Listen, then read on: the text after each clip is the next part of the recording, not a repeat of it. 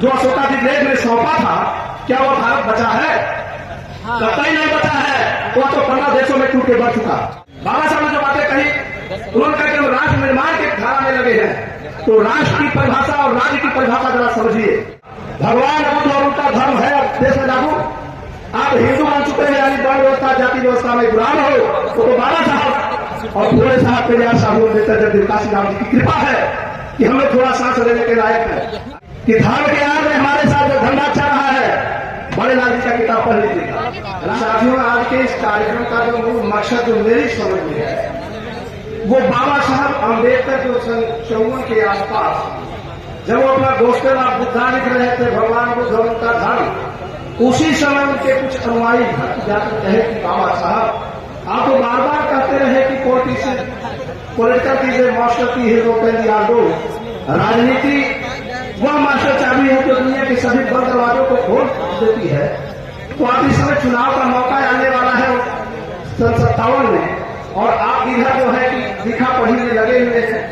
तब बाबा साहब ने कहा कि ऐसा बात आपको नहीं कहना चाहिए, क्योंकि politician sees that next election but statesman sees that next election. राजनीति के सिर्फ अगला चुनाव देखता है और राष्ट्र निर्माता भारत को नहीं देखता है। तो मैं परम पूज्य भंते सुमित्र खेरा जी को राष्ट्र निर्माता देखता हूँ। ये भावी पीढ़ियों के लिए जो कार्यक्रम चल रहा है, उस लाइन में आप समझना चाहिए। क्या कहना चाहते हैं ये बात समझिएगा।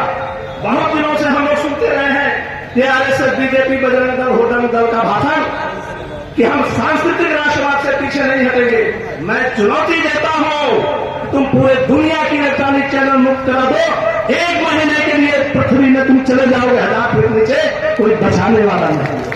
क्या है वो सुनते रहो। बहुजन समाज के साथियों, सब बाबा साहब उनका आंदोलन समझना जरूरी है। बाबा साहब ने जो बातें कही, उन्होंने कहा कि हम राष्ट्र निर्माण के धारा में लगे हैं। तो राष्ट्र की परिभाषा और राज्य की परिभाषा जरा समझिए, तब हमारे बहुजन समाज को क्या करना है और नेता पहुंचा दिए कहां, ये बात समझना भी स्पष्ट हो जाए। राज्य की परिभाषा में है भूभाग, जनसंख्या, सरकार, संप्रभुता और सहायक तत्व मान्यता। इस 5 में भारत का क्षेत्रफल जो अशोकाधिलेख ने सौंपा था, क्या वह भारत बचा है? कतई नहीं बचा है। वो तो 15 देशों में टूट के बढ़ चुका। मौजूदा क्षेत्रफल 32,87,263 लाख वर्ग किलोमीटर है।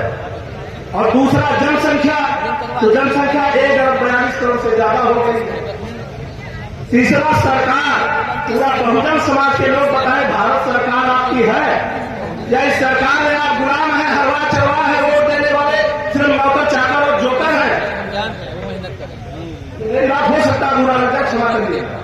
और चौथा है संप्रभुता। क्या दादा चंद्रगुप्त अशोकाधिलेख की क्षमता का आप हैसियत से हो? कोई मुख्यमंत्री प्रधानमंत्री है आपके सामने? बहुजनों के 90% में कोई नहीं है। इसका मतलब सब गुलाम है। और 5वां है आपका मान्यता। सुपर पावर अमेरिका और रशिया के तर्क पर आप पावरफुल नहीं हो, बल्कि गांव की प्रधानी में भी रात खाते हुए से ज्यादा आपकी औकात नहीं। आगे है राष्ट्र की परिभाषा।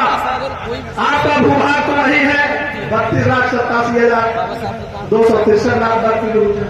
जनसंख्या भी 1,42 करोड़ है। लेकिन तीसरा जो राष्ट्र की परिभाषा का आवश्यक तत्व है धर्म। भगवान बुद्ध और उनका धर्म है अब देश में लागू। आप हिंदू बन चुके हैं, यानी वर्ण व्यवस्था जाति व्यवस्था में गुलाम हो। तो बाबा साहब और भोले साहब पेरियार साहब काशीराम जी की कृपा है कि हम लोग थोड़ा सांस लेने के लायक है। अगर नहीं कानून बना होता, अंग्रेजों ने नहीं बनाया होता, तो आपके गले में हरी कमर में झाड़ू होती और पूरा पीढ़ी दर पीढ़ी हम गुलामी करते होते। आगे की लाइन है कि धर्म के आड़ में हमारे साथ जो धंधा चल रहा है, बड़े लाल जी का किताब पढ़ लीजिएगा। रहा जहां तक सवाल की संस्कृति में आपका विचार, आचार, त्योहार, संस्कार, इसमें क्या आपका बचा है? बिना पुरोहित के पास एक कदम नहीं चलोगे। ऐसी स्थिति में आपसे आपका देश छीन लिया गया है और आपका राष्ट्र दोनों छीन लिया गया, यानी देश और राष्ट्र दोनों छीन लिया गया। क्योंकि राष्ट्र की अंग्रेजी नेशन है और देश की अंग्रेजी कंट्री है। कंट्री और नेशन दोनों अलग चीज है, दोनों को मैंने हल्का डिफाइन कर दिया। अब ऐसी स्थिति में आपका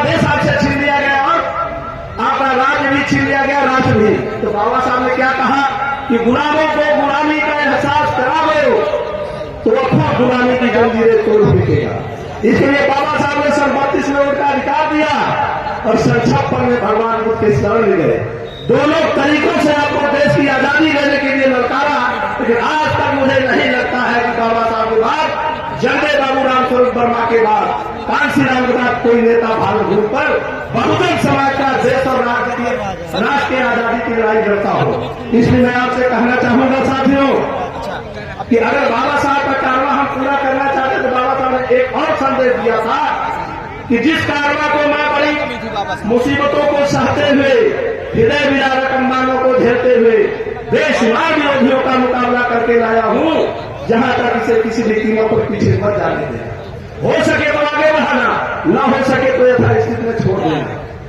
कहां आप खड़े हैं, कहां बहुजन समाज खड़ा है, इनकी हैसियत इतनी हो गई कि संविधान मिटाने, राष्ट्रीय ध्वज हटाने के लिए तैयारी करके भाषण दे रहे हैं। और निर्लज जी ने पार्लियामेंट के अंदर क्या बैठाए हैं, सिंगुल राजदंड लगा दिए हैं। ये पूरा लोकतंत्र विरोधी है और पूरी भाजपा आरएसएस को मठिया में करना जरूरी है। ये आपसे आह्वान करने आया हूं। क्यों आया हूं? क्योंकि अगर बाबा साहब के सच्चे अनुयायी हो, भक्त हो, क्रांतिकारी हो, तो आपकी ड्यूटी बनती है कि अपने पूर्वजों का कारवा वोट की ताकत से छीन लो। जो भी बीजेपी आरएसएस के वजह से एक भी वोट देता है बहुजन समाज का, मुझे लगता है कि जगदेव बाबू के शब्दों में जो असेंबली पटना में कहा था, बिहार असेंबली में, कि जो लोग बाबा साहब के कारवा को बुलंदी पर ले जाने के रास्ते में बाधा है, वो बीजेपी आरएसएस या नेताओं की बात करते हैं।